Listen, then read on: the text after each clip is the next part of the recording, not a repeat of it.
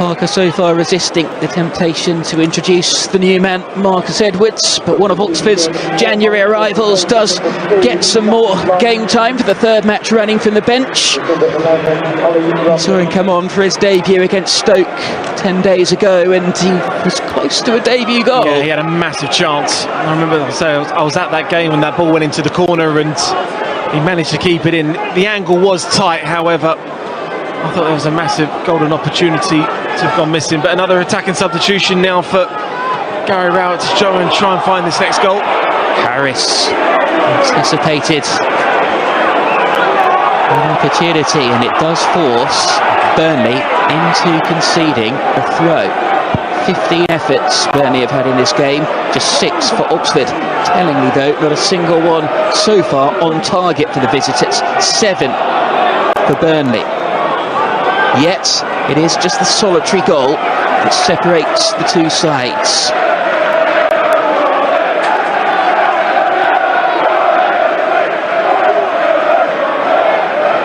Oxford came into this having only scored 2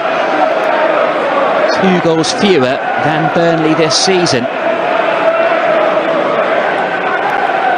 Defensively though, the only other side in the last century to have conceded so few after so many games were Chelsea under Jose Mourinho. Scott Parker was part of that Chelsea squad.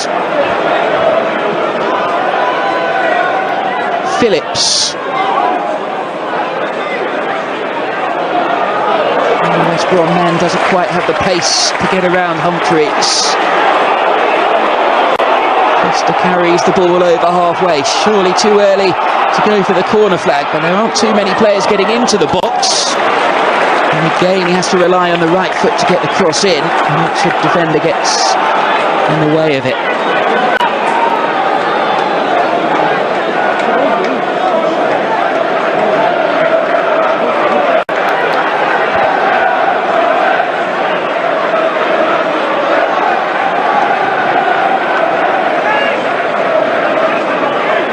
We're going to see the introduction of John Joe Shelby for the final moments of the game.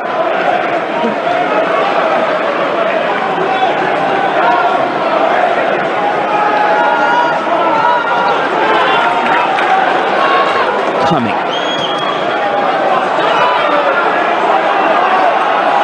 There is Romeny chasing. Clifford touches the ball out for an Oxford throw.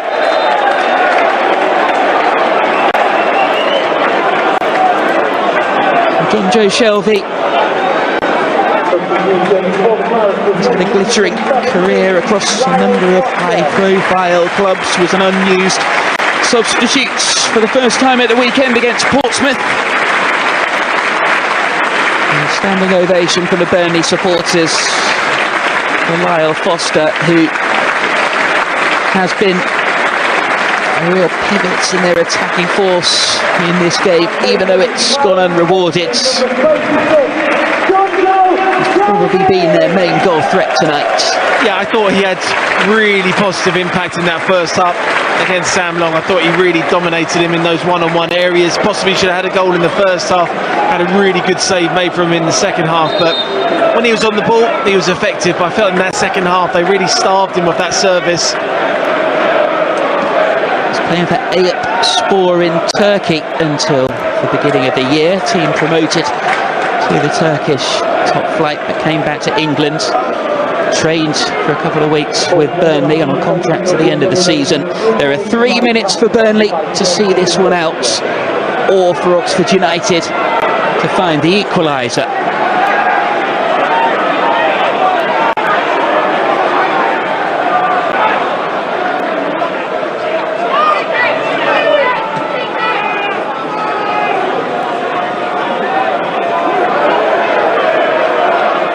Here is Shelby.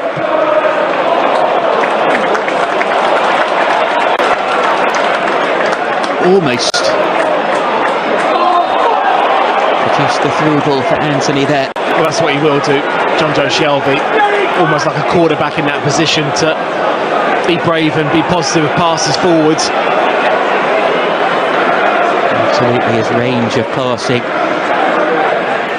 important part of his game.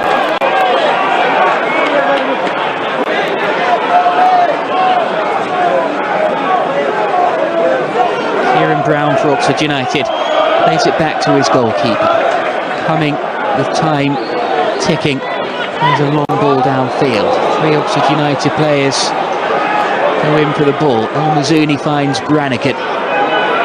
Brannigan so often a player to produce for Oxford United, but his shot is charged down this time.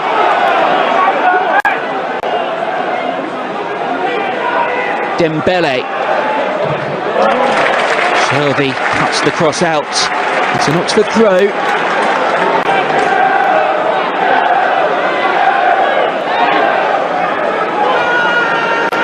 And from having a throw-in level with the edge of the opposition penalty area, it's all the way back with the Oxford goalkeeper.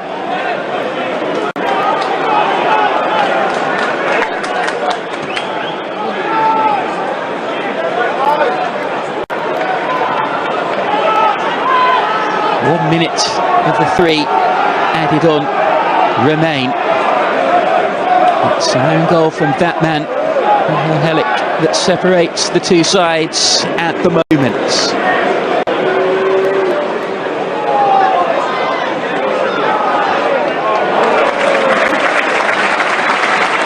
Ole Romeny for a Burnley throw. Not one that will end up in an own goals and gaffes compilation at the end of the season, even though his name is on the score sheet. Michael Helic, it was unfortunate as much as anything, but it is the goal that does separate the two teams in the final seconds of this game.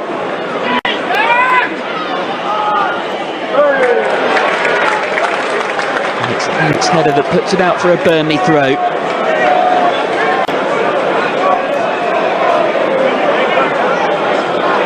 Burnley in no hurry now.